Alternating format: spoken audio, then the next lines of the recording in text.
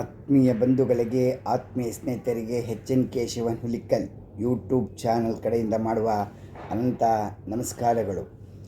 ಹಾಸನ ಜಿಲ್ಲೆ ಅರಕಲಗೂಡು ತಾಲೂಕು ಹುಲಿಕಲ್ ಗ್ರಾಮದಲ್ಲಿ 29/4/2024 ಅಮೋಘವಾಗಿ ರಥೋತ್ಸವ ನಡೆಯಿತು.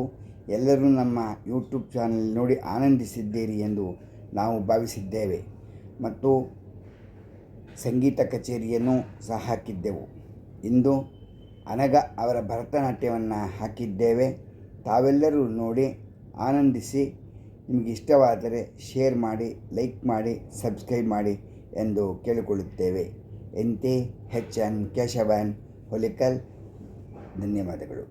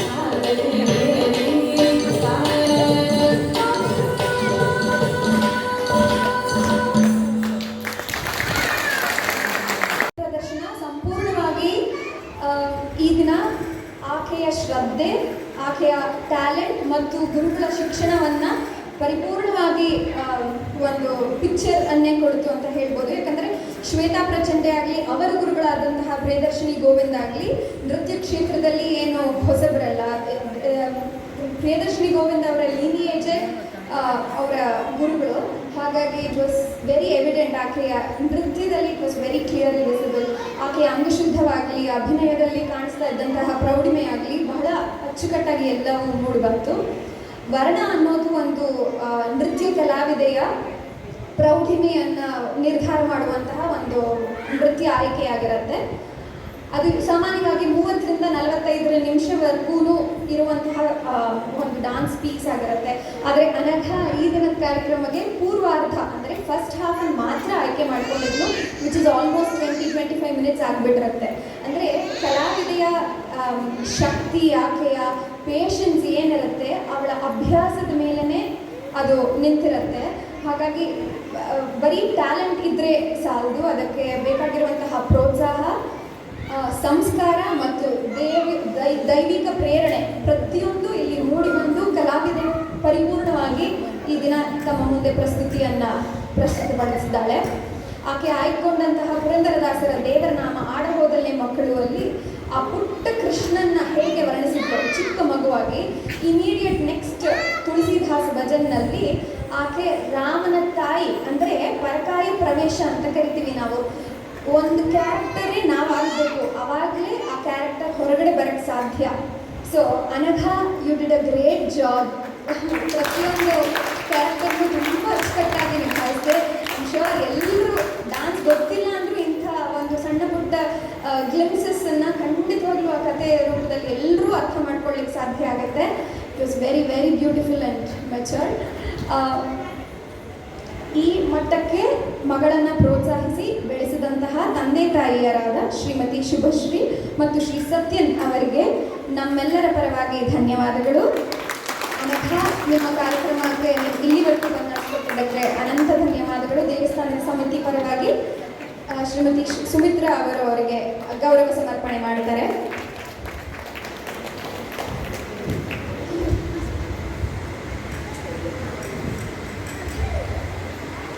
ಈ ದಿನದ ಕಾರ್ಯಕ್ರಮದ ಸೇವಾಕರ್ತರು ಎಸ್.ಎಲ್. ಕೇಶವಮೂರ್ತಿ ಭಟ್ಟರ ಮಕ್ಕಳು ಮತ್ತು ಮೊಮ್ಮಕ್ಕಳು.